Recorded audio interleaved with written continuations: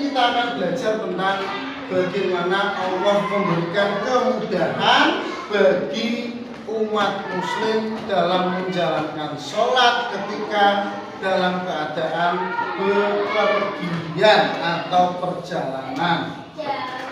Namanya sholat jamak qashar dan dibagi tiga, jamak qashar.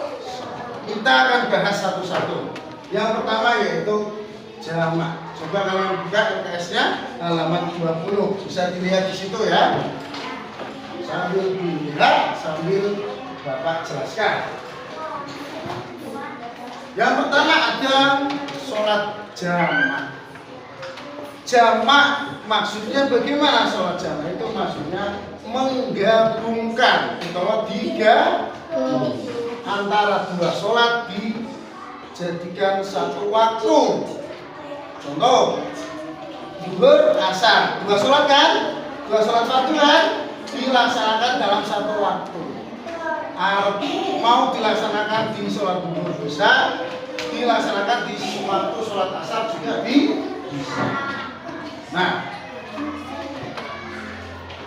sekarang perhatikan, ada jamak dibagi dua, jamak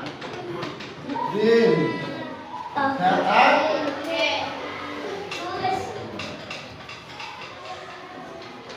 Jamak tadi apa? Pengertian dari jamak apa tadi?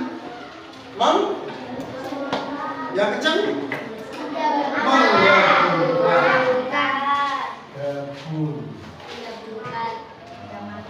Menggabungkan itu jamak. Nah, jamak takdim itu menggabungkan dua sholat dilaksanakan di awal waktu.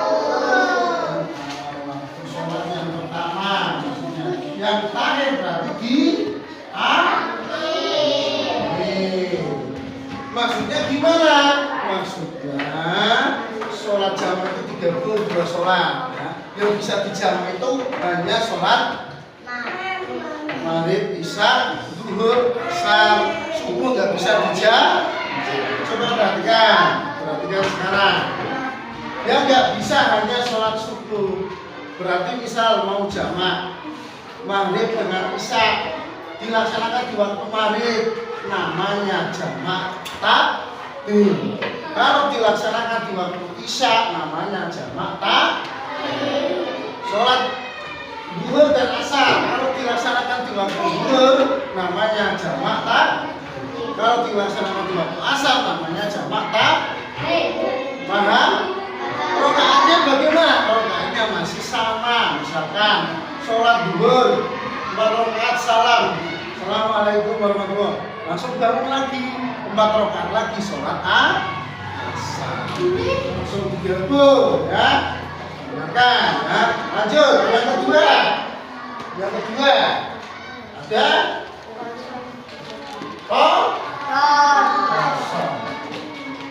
kosong apa artinya? Kosong artinya ringkas. Nah, perhatikan biar cepat selesai ya. Meringkas. Maksudnya bagaimana?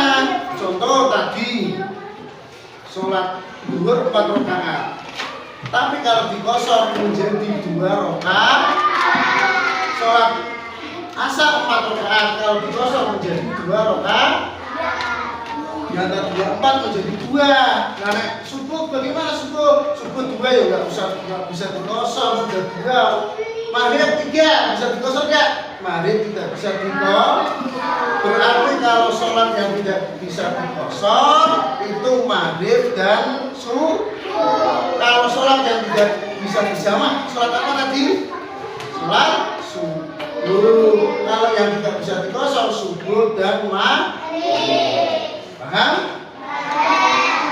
Kalau nanti ada pertanyaan, coba sholat menggabungkan sholat namanya sholat jamak. Kalau meringkas sholat kosong. Nah, sekarang yang terakhir, penggabungan dari jamak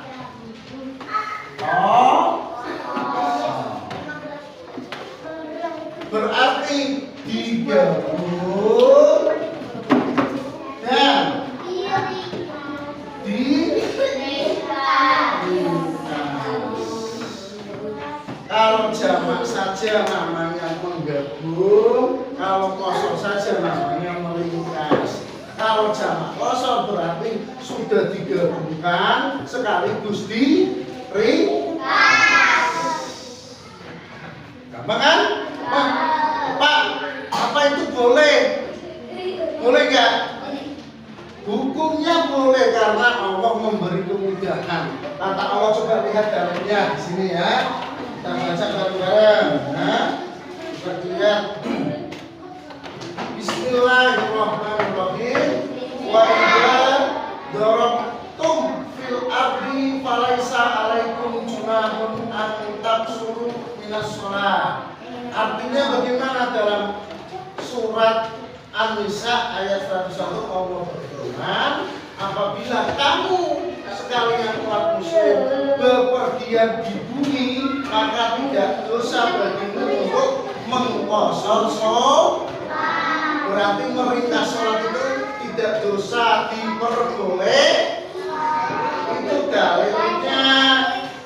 Nah, kalau jamak qashar, dalilnya gimana? Yuridullahu bikumul yusra wala yuridu bikumul usra. Maka artinya dalam surat Al-Baqarah, Allah menghendaki kemudahan dan tidak menghendaki kesusahan.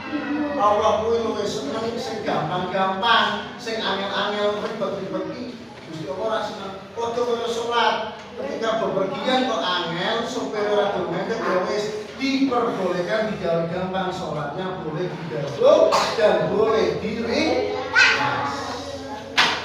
Paham? Paham sekarang? Paham ya? Tak ulangi, ada jamak, ada qashar, ada jamak qashar. Sekarang apakah ada pertanyaan yang mau ditanyakan? Silakan. Pak, mau tanya. Ya, siapa Mbak Raya? Silakan Mbak Raya, tanya apa?